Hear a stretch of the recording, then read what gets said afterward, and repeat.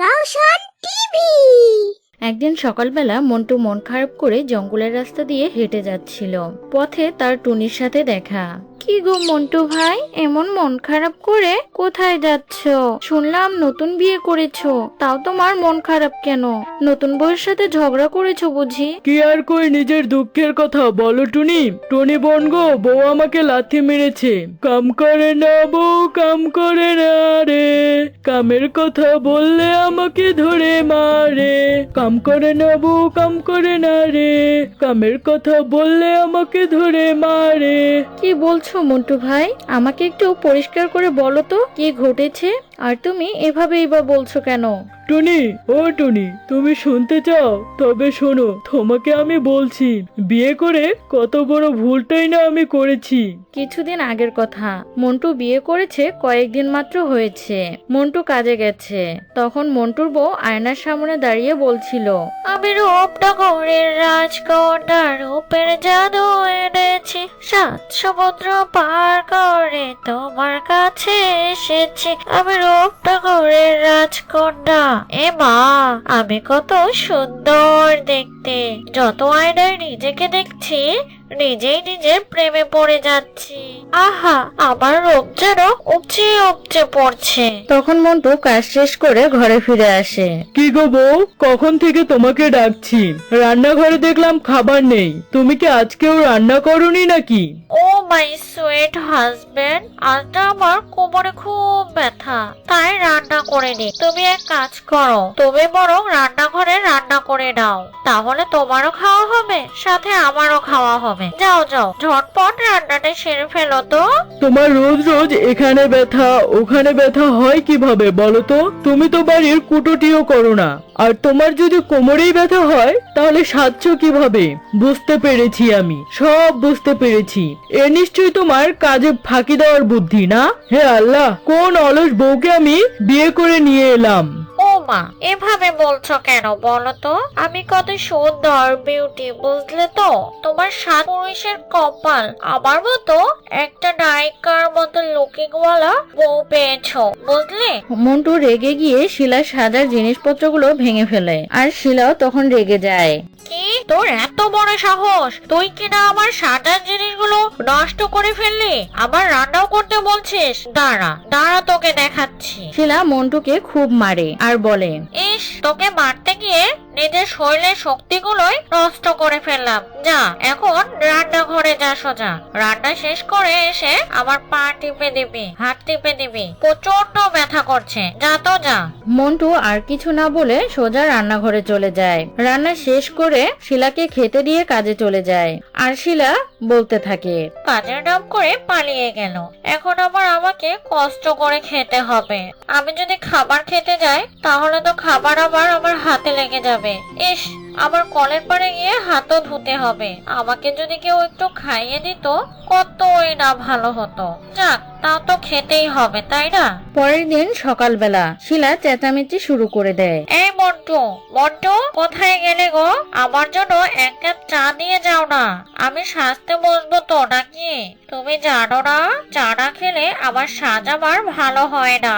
কিছুক্ষণের মধ্যে মন্টু চা নিয়ে এলো আর বলল, এই নাও বউ চা। চাটা খেয়ে বলো তো কেমন হয়েছে? স্পেশালি তোমার জন্য বানিয়েছি। শিলা চা খেয়ে বলল, ছি, এটা কি একটা চা হলো? এ কি চা? এত তেতো কেন?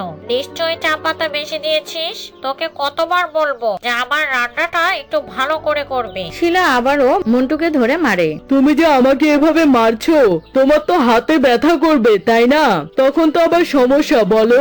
এই যে তুমি শুয়ে বসে থেকে শক্তিগুলো জোগাড় করেছো, এই শক্তিগুলো তো কমে যাচ্ছে তাই না?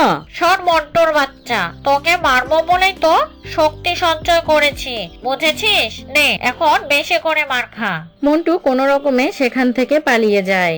এবার বুঝলে তো টুনি, কেন মন খারাপ করেছিলাম? কোন কুক্ষণে যে ওই শিলাকে বিয়ে করেছিলাম বুঝতেই পারছি না। সারাটা জীবন আমাকে জ্বালিয়ে মারবে। এটা তো তোমার সাথে খুব খারাপ হয়েছে মন্টু ভাই, এর একটা বিহিত করতেই হবে, নইলে তো আবার ভাবি দেখছি মাথায় উঠে যাচ্ছে। না, কি করা যায়, কি করা যায়? ও মন্টু ভাই, শোনো শোনো, আমার মাথায় একটা বুদ্ধি এসেছে, বুঝলে তো কি বললাম? এই বুদ্ধিটা তো মনে হচ্ছে কাজে দেবে।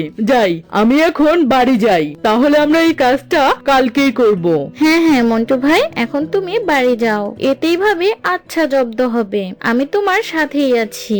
কথা বলে মন্টু বাড়িতে চলে গেল। পরের দিন সকালে শিলা ঘুম থেকে ওঠার আগেই মন্টু কিছু না বলে বাড়ি থেকে চলে যায়। কেটে যায় 3-4 দিন, তবুও মন্টুর বাড়ি ফেরে না। এই মন্টু আবার হঠাৎ করে কোথায় চলে গেল কিছুই তো বুঝতে পারছি না।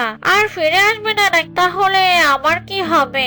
এখন যে মনে হচ্ছে আমাকে নিজেকে হাত পুড়িয়ে রান্না করে খেতে হবে। না না বাবা, আমি তা পারবো না। ঘরে যতটুকু খাবার আছে তা খেয়েই থাকবো, নাহলে পানি খাবো, তাও আমি অত কষ্ট করতে পারবো না। কেটে গেল আরো 2-3 দিন। মন্টু বাড়িতে ফিরলো, কিন্তু তাকে দেখে চেনাই যাচ্ছিল না যে সে মন্টু।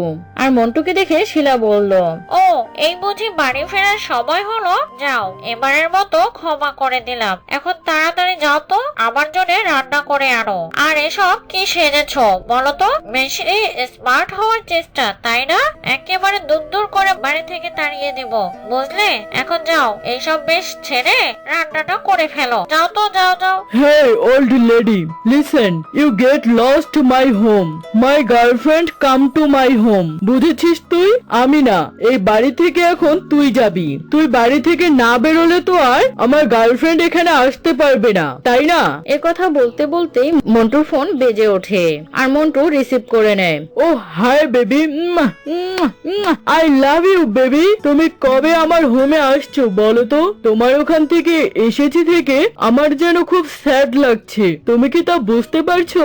ও সুইট হার্ট, আই এম খুব তাড়াতাড়ি ইয়োর কাছে আসছি, তোমার হোমে, বুঝলে তো? বলো, এই কয়েকদিন খুব এনজয় করলাম, তাই না? তুমি চলে যাওয়ার পর আমারও কেন জানি খুব স্যাড লাগছে। চিন্তা করো না, আমি খুব তাড়াতাড়ি তোমার হোমে কামিং হব, চিন্তা করো না। আরে ইয়েস ইয়েস হানি, আমি তোমাকে খুব তাড়াতাড়ি ম্যারেড করব, বুঝলে তো? You come to my home. কথা বলার সাথে সাথে ফোনটা কেটে যায়। শিলা মন্টুর কথা শুনে খুব রেগে যায়। মন্টুর বাচ্চা মন্টু, তোর এত বড় সাহস, তুই কিনা আমাকে রেখে আরেকটা বিয়ে করার কথা বলছিস, তাও আবার আমার সামনে? দাঁড়া, তোর কপালে অনেকদিন ধরে মনে হচ্ছে আমার হাতের মার খাস না। তোর কপালে আমার হাতের মার নাচছে, দাঁড়া তোকে দেখাচ্ছি মজা। যেই শিলা মন্টুকে মারতে যায়, মন্টুই শিলাকে মেরে মাথা ফাটিয়ে দেয়। ওরে বাবারে, এখন আমি কি করব? আমার সুইট হেডটা ফেটে গেছে। ও ডাক্তার, ডাক্তার। কিরে, এভাবে ডাক্তার ডাক্তার বলে চেঁচাচ্ছিস কেন? এবার বুঝতে পেরেছিস তো? আমি তোকে খালি সহ্য করে যেতাম, আর তুই মাথায় চড়ে বসেছিলি না? এখন কেমন লাগে?